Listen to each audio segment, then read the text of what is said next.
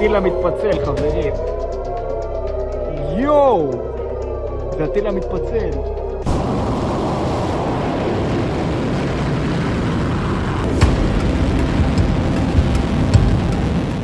Iran launched a fresh ballistic missile attack on Israel early Tuesday, triggering air raid sirens across parts of northern Israel. A limited number of missiles were fired, prompting residents to seek shelter as warning systems were activated across several northern communities. According to Israeli medics, there were no immediate reports of direct impacts or injuries from the latest barrage. Around the same time, sirens also sounded in the Kiryat Shmona area near Israel's northern border, following rocket fire from Lebanon, according to Israeli authorities. Before northern Israel, Iran had fired missiles towards central Israel and occupied West Bank settlements. There were no reports of direct impacts or injuries in the missile attack. Sirens sounded across central Israel and parts of the West Bank. In response, the Israeli Defense Forces, or IDF, announced that the Israeli Air Force had launched a new wave of extensive airstrikes in Tehran. The military said the strikes targeted sites linked to the Iranian regime. The IDF described the operation as the second round of Israeli strikes carried out in Tehran earlier in the day. The Israeli military claimed around 2,000 Iranian military personnel, including top commanders, have been killed so far. We are now in the 10th day of Operation Lion's Roar. The Air Force has continued throughout the day to strike targets of the Iranian regime in Tehran, Isfahan, and southern Iran. In the last 10 days, we have struck and undermined the Iranian terror regime. Since the start of the operation, the IDF has eliminated over 1,900 regime soldiers and commanders and wounded thousands more. We have many more targets.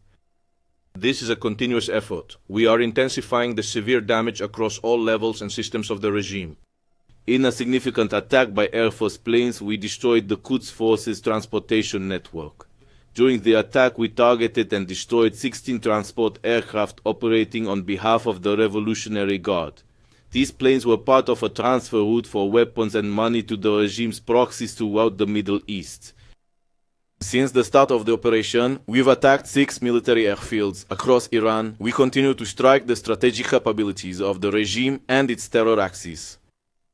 Meanwhile, the Air Force is continuing to hunt down in real time the cells of the Iranian missile launchers. In Lebanon, we are continuing with a forward defense for the residents and settlements of the north. Northern Command is spearheading a significant offensive effort against Hezbollah, operating around the clock. So far, we have attacked over 700 Hezbollah targets, including more than 100 targets belonging to the Radwan force, which is Hezbollah's primary terrorist unit. We have struck over 50 targets in Beirut, including 35 multi-story buildings that served as terror infrastructure for the organization, deep within the civilian population. A powerful new wave of Iranian missile strikes has shaken Israel, leaving multiple people wounded and raising serious questions about the country's missile defense shield. According to Israeli emergency services, at least 6 people were injured after a ballistic missile attack struck central Israel, an attack that officials believe may have carried a cluster warhead designed to scatter explosive fragments across a wide area.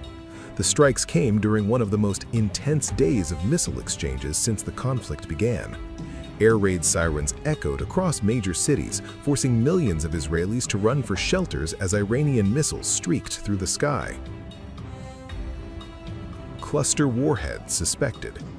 Israel's National Emergency Service, Magen David Adom, confirmed that several people were wounded when fragments from the strike landed in populated areas. In Tel Aviv, a man in his 40s suffered serious injuries after being hit by shrapnel during the explosion.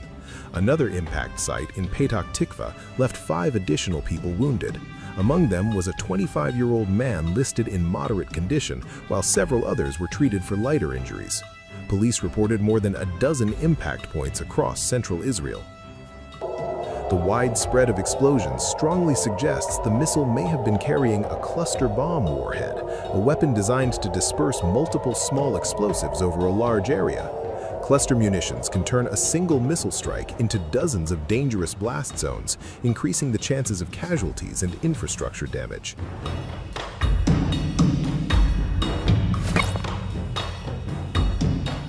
The Israeli military, the Israel Defense Forces, said search and rescue units were immediately dispatched to the affected areas. Military officials are now investigating how the missile managed to penetrate Israeli air defenses. For years, Israel's layered defense network, including systems such as Iron Dome and David's Sling, has been considered among the most advanced in the world, but the latest wave of attacks suggests that the scale and complexity of Iranian missile barrages may be putting those defenses under severe strain. Photos and videos circulating from the impact zones show damaged streets, shattered windows, and debris scattered across urban areas. Emergency responders rushed through smoke-filled neighborhoods searching for survivors and assessing the damage. 8 missile barrages in one day. Sunday's attack was not a single strike. According to Israeli authorities, Iran launched 8 separate missile volleys throughout the day. The first wave began around 2 a.m. local time. Sirens blared across northern, central, and southern Israel, forcing residents out of their beds and into underground shelters. Several additional salvos followed over the next several hours. While many missiles were intercepted, the constant alerts kept millions of civilians on edge. Some intercept fragments reportedly fell in open areas after defensive systems engaged incoming missiles. But by the afternoon, another Iranian barrage broke through, resulting in the injuries reported in central Israel. Iran signals stronger response. The missile attacks come amid escalating tensions following earlier U.S. and Israeli strikes on Iranian targets. Iranian President Masoud Pezeshkian warned that Iran's response could become even stronger. In remarks released on Sunday, he said Iran would not back down in the face of what he described as aggression. According to Pezeshkian, the more pressure Iran faces, the more forcefully it will respond. He also insisted that Iran was not seeking conflict with neighboring Arab states, despite the growing number of attacks spreading across the Gulf.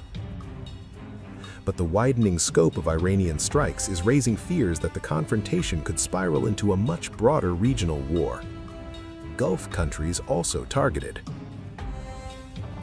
While Israel remains a central focus of the missile campaign, Iranian strikes have also been reported across several Gulf countries hosting American military bases. Authorities in Saudi Arabia, United Arab Emirates, Qatar, Kuwait, and Bahrain all reported new missile or drone threats over the past 24 hours. Air defense systems across the region have been activated repeatedly to intercept incoming projectiles. In Kuwait, officials said 2 border guards were killed while on duty, though the circumstances surrounding their deaths remain unclear.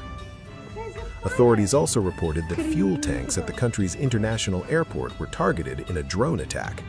Meanwhile, in Dubai, falling debris from an aerial interception reportedly struck a vehicle, killing a Pakistani driver. Several other civilian deaths linked to missile debris have also been reported in the region. Gulf states say they are intercepting the majority of incoming threats. The United Arab Emirates reported detecting 17 ballistic missiles on Sunday alone. According to officials, 16 were intercepted while 1 fell into the sea. Air defenses also engaged more than 100 drones approaching the country. Saudi Arabia said its forces shot down 15 drones, including one targeting the diplomatic quarter of Riyadh. Bahrain also reported missile debris falling over parts of the country, wounding several people and damaging infrastructure. Despite these interception efforts, the scale of the attacks is creating increasing pressure on regional defense systems.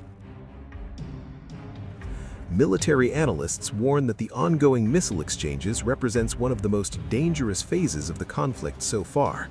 Iran appears to be testing the limits of both Israeli and Gulf air defense networks by launching large, repeated barrages from multiple directions.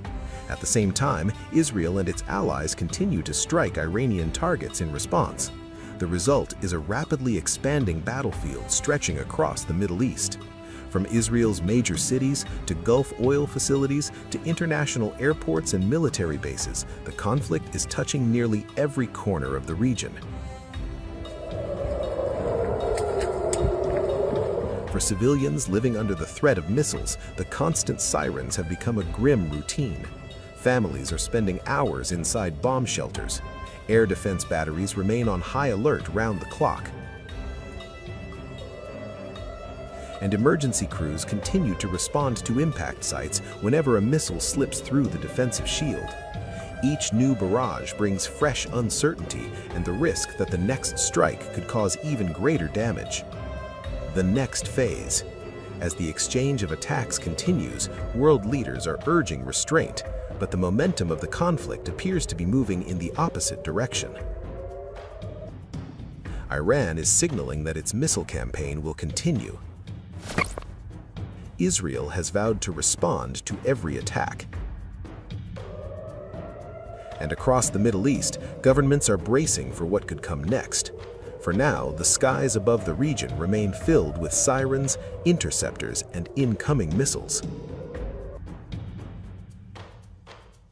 And the question many are asking is simple: how long before this confrontation grows into something far larger?